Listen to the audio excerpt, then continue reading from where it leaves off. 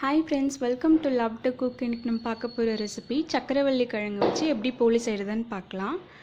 வாங்க எப்படி செய்கிறதுன்னு பார்க்கலாம். ஃபஸ்ட்டு ஒரு பாத்திரத்தில் 1 கப் அளவு மைதா ஆட் பண்ணிக்கலாம்.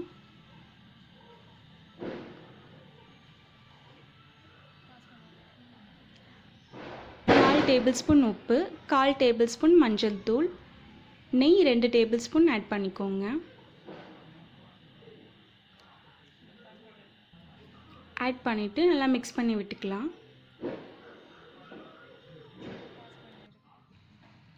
கொஞ்சம் கொஞ்சமாக தண்ணி சேர்த்து நல்லா சாஃப்டான மாவாக பிசைஞ்சிக்கலாம்.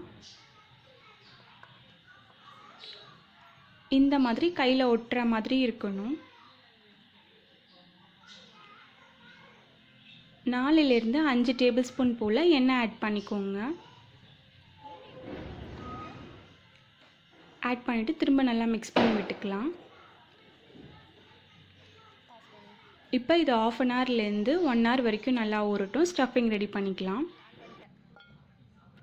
1/2 கப் அளவு வெல்லம் ஆட் பண்ணிக்கலாம். 1/4 கப் தண்ணி. வெல்லம் நல்லா கரைஞ்சி வரணும்.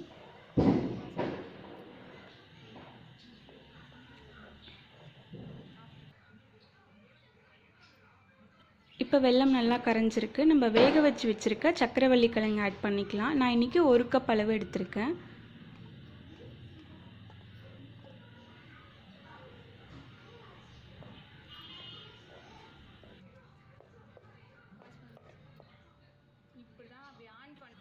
கால் கப் அளவு துருவின தேங்காய் ஆட் பண்ணிவிட்டு நல்லா மிக்ஸ் பண்ணி விட்டுக்கலாம். ஏலக்காய் தூள் 1 பிஞ்ச்,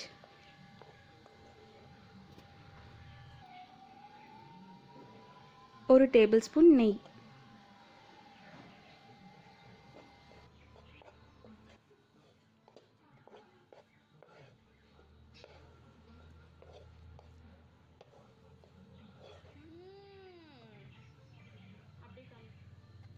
இப்போ நம்மளோட ஸ்டஃபிங் ரெடி ஆயிடுச்சு. இப்போ 1 ஹவர் ஆயிடுச்சு. திரும்பவும் நல்லா பிசைஞ்சு விட்டுக்கலாம்.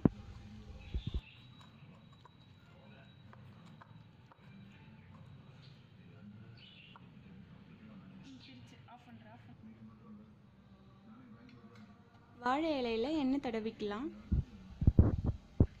சின்ன பால் சைஸ்க்கு மாவு எடுத்து நல்லா ஸ்ப்ரெட் பண்ணி விட்டுக்கலாம்.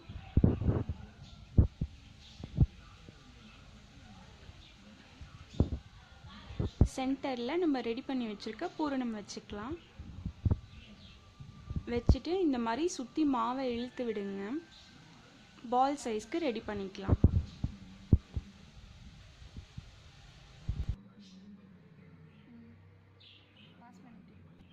இப்போ சென்டரில் ப்ரெஸ் பண்ணி ஸ்ப்ரெட் பண்ணிக்கலாம். சென்டர்லேருந்து ப்ரெஸ் பண்ணாதான் உள்ளே வச்சுருக்க பூரணம் வந்து எல்லா இடத்துலையும் ஸ்ப்ரெட் ஆகும்.